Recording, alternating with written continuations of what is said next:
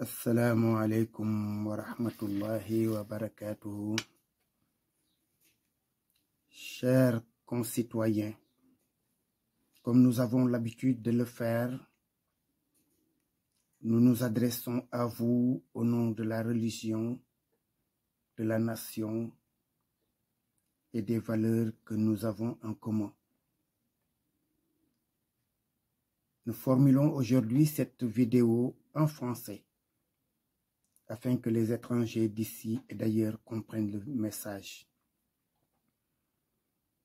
Demain, s'il plaît au Seigneur, les citoyens de ce pays vont prendre une décision.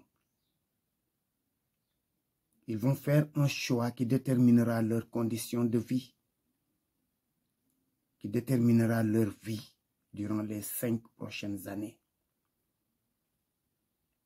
Cette élection, nous l'avons attendue. Nous l'avons attendue trop longtemps.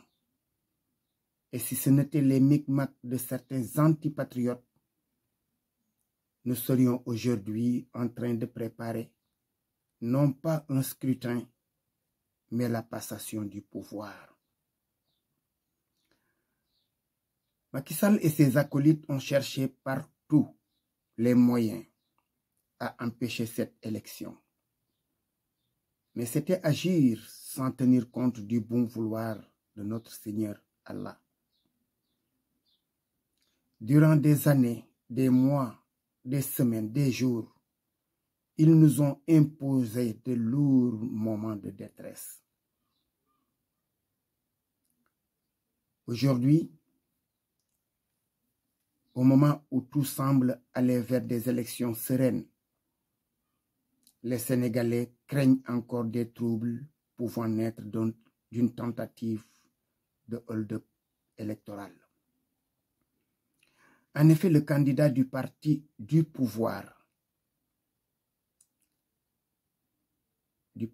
pouvoir, le candidat de Macky Sall ne semble pas être en bonne posture pour aller à un second tour, encore moins gagner au premier tour. Et ce sont des mercenaires de la parole qui sont envoyés ça et là pour imposer cette idée aussi saugrenue.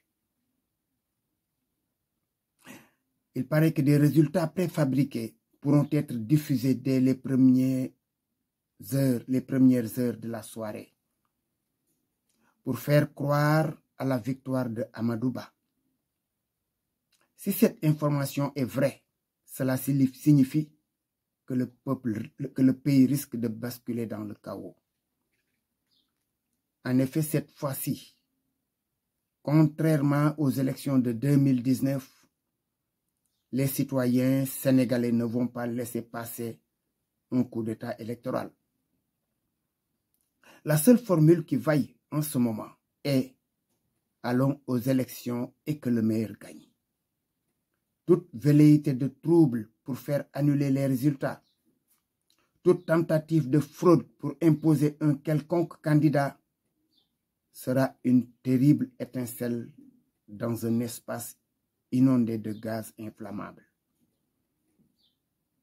J'ose encore croire que les éventuels instigateurs de ces troubles sauront s'arrêter avant la limite. J'en appelle alors à la raison, à la lucidité de tous, afin que tout se passe dans le calme et la transparence.